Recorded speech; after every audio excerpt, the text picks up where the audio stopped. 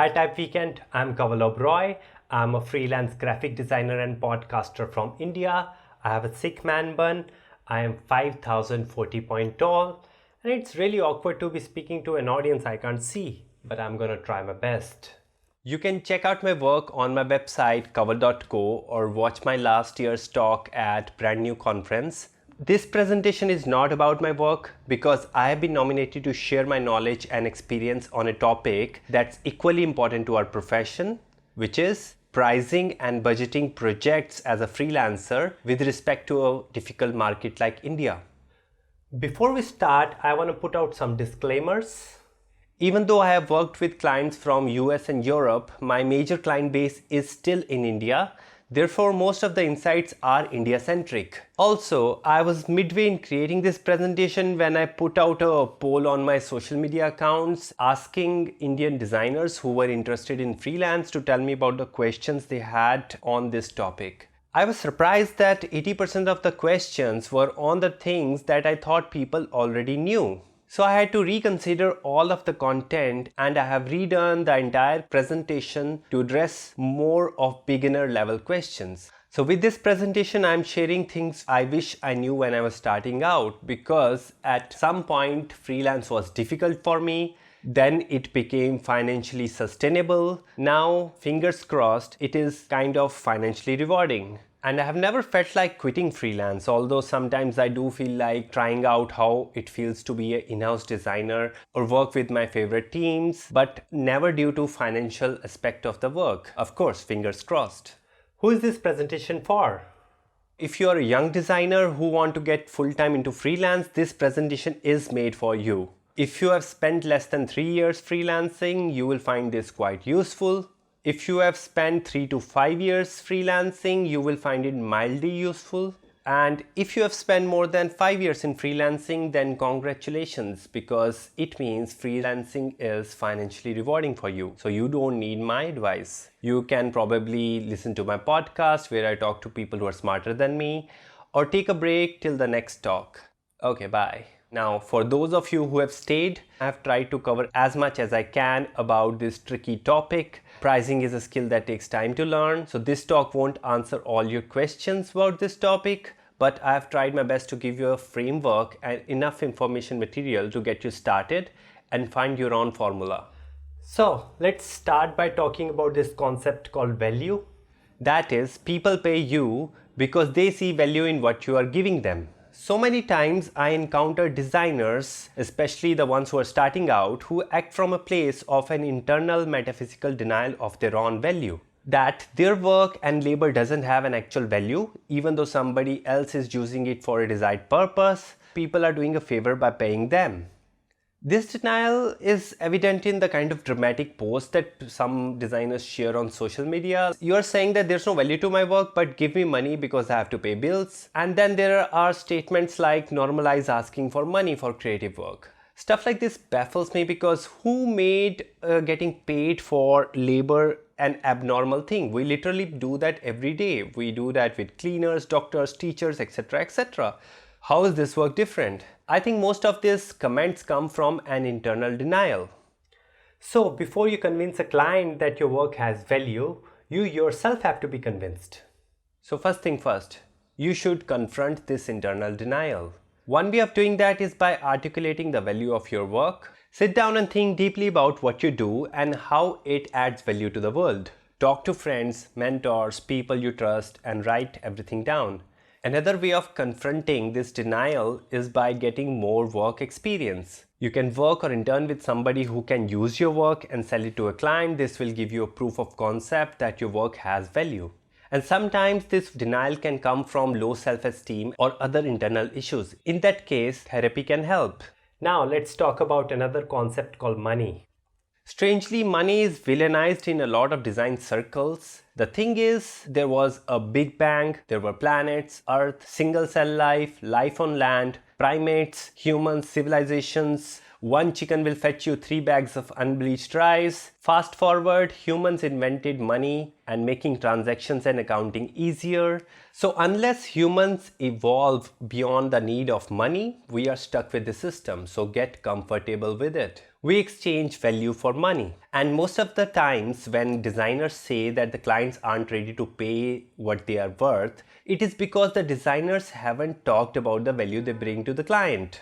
That's my cousin Amritpal. He earns his living by tying turbans at different occasions. One time his client asked him why he's charging 20 times for tying turban at his son's wedding than what he charged for one-day tutorial. He said, I'm not charging for the act of tying turban, but I'm charging for what this turban represents on this occasion. The praises your son will receive, the memories it will create, and to be able to make it happen in this busy wedding season. The client happily paid the money. So you need to fundamentally change the way you think and talk about the value of your work. You need to articulate value from client's point of view.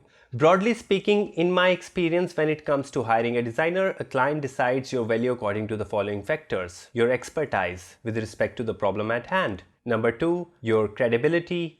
3, risk reduction. 4, responsiveness. And I can tell you, if you are a reliable designer in India, you are among top 1% of the people. 5th, return on investment. Are they getting what they are spending money on? 6th, availability/demand. Business objectives have timelines, and if you are available and able to deliver something in those timelines, you have higher value. And I think in India, clients value these 3 things above all other factors. Now let's talk about more tangible things like the cost of freelancing, that is, price of your time as a freelancer. Let's call it T. This is a number you should know to a highest resolution possible. You need 2 values to decide this. Let's call them T1 and T2. To calculate T1, find your yearly expenditure. That is sum total of all your bills, softwares, tools, paperwork, etc. On top of it, add to that your saving goals, that is money you would like to save or grow. Now, divide it by the number of hours you'd like to work in a year. As a freelancer, you won't get work throughout this year. So on an average, it will be around 70 to 80% of your time. That's how you get T1. Let's calculate T2. So T2 is money you would be making in a full-time job if you were not doing a freelance, and divided by the number of hours you are going to work in a year. Because you could be doing something else than a freelance, why do this? So the larger value among T1 and T2 becomes your T value, that is the cost of your time as a freelancer. Now, from a client side, a project typically goes through these stages. A client gets in touch with agencies and freelancers, client requests proposal from selected ones, and client gives the work contract to one of them. So the quality of discussion you will have with the client pre-request for proposal stage will determine A, how much a client values you, and B, how much you can quote for a project. Now, how should we price our work? Well, in service like ours, where there are multiple controllable and uncontrollable value factors, I view pricing as a range instead of a single number. And that range depends on the pricing strategy that we'll talk in a bit. Before that, let me show you how I see this range. So every range comes with a floor value and a ceiling value. The floor value is the sum total of the cost of your time for a project and the scenario specific cost that you have to spend extra on that particular project. That's your floor value. So ceiling is a hypothetical and extremely blurry value, and if you quote any price above that value, you lose a reasonable client. And we don't know this value, but we can gauge it, and I'll come to that. How can we gauge it in different scenarios? So the other thing I'd like to suggest you is to get the best estimate of industry prices for certain kind of work. Find it anyhow, Google, gossip, friends, past clients, new clients, anyhow. Now this gives you a range where you and the client both want to strike a good deal. During this phase, I will tell you to leave the designer in you at the studio and be a negotiator for that designer. Apart from F, all other values are pure estimates. And the more time you spend freelancing, the more clear those values start becoming. Now let's look at the pricing strategies and see what these values and ranges mean in context to each of those strategies.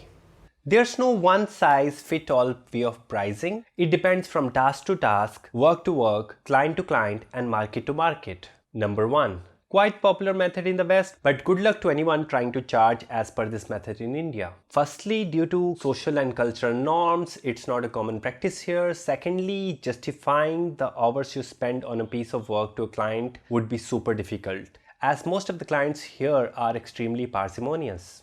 On the top of it, I might be making way less money using this method because this method punishes efficiency and does not account for the price of the idea.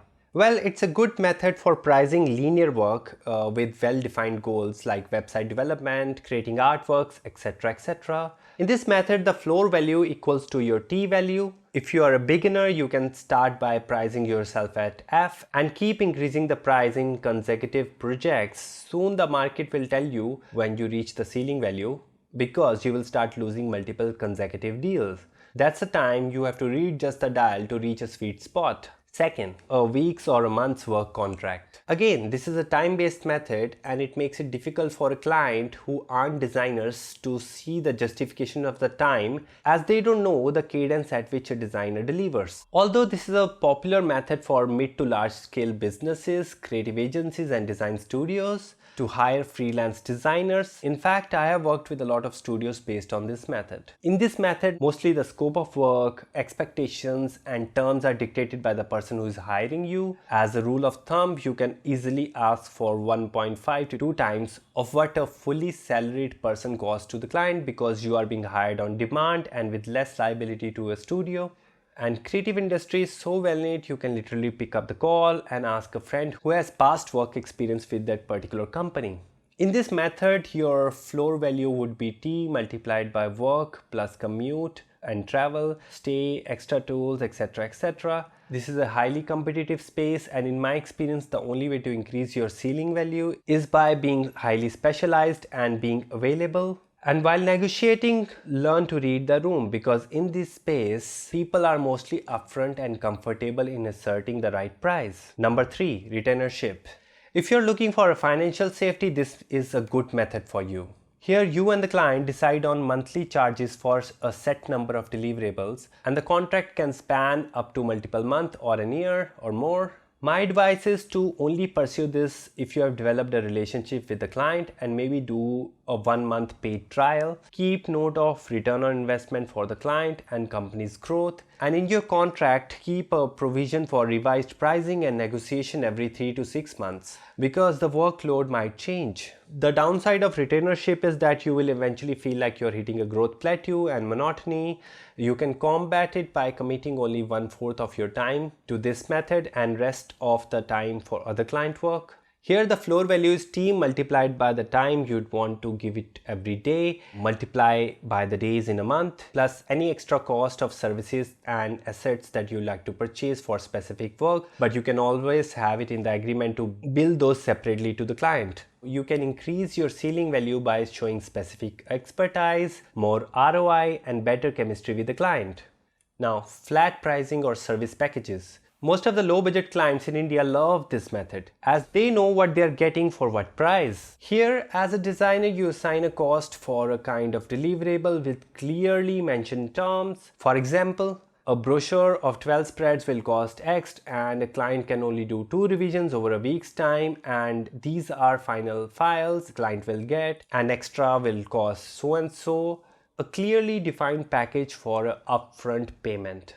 I'm not a fan of this method, but I use this pricing strategy in 2 scenarios. First, there are so many industries in India that do not hire designers for anything. They have never tasted good design and what it can do to their businesses. So I use this method to give them a taste of design, and once they have tasted good design, they can't bear bad design. I have gotten a lot of clients with this. Secondly, using it for add-on deliverables after the project is over. That's a good idea because by then I know the cost for me and client's expectation and how much they are ready to pay. Also, I make sure the client knows that this will be revised every 3 to 6 months. In this method, you calculate the floor value precisely as the terms are in your control. Ceiling is when nobody is buying your service package for too long. Simple. You can increase the ceiling value in this method by more credibility, more ROI, and clarity.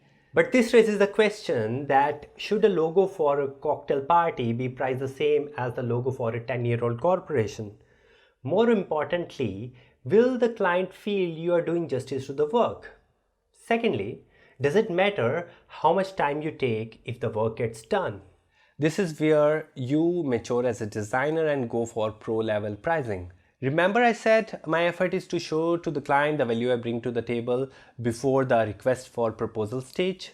I use that in these kind of methods. So, project-based pricing. This is where you sit with the client and hear their problems and goals and help them articulate it better. This is the non-paying part of your job that will ensure that you get paid better later. This is the time when the client is not just sharing their problem with you, but also gauging the value you bring to her. And after this discussion, list down a highly precise scope of work. By the way, this is another skill you need as a graphic designer. That is to be able to decode what will really solve client's problem. Analyze the scope and estimate the design work related and non-design work related time you will have to spend on the project. Be highly pessimistic with this estimate. Multiply that by T and the cost of any additional tools or assets that you will have to allocate for this. The downside of the project-based pricing is that even though you have listed everything, you will still have scope creep that you can't escape, especially if you're operating in India. Let me introduce you to Dhania Mirchi Index. In India, when people buy vegetables, they expect free Dhania Mirchi along with that. This attitude can be seen in most of the things we spend money on. So I asked a vegetable vendor that how is he able to give free dhania mirchi. He's like, the price of this is adjusted in the rest of vegetable. Simple.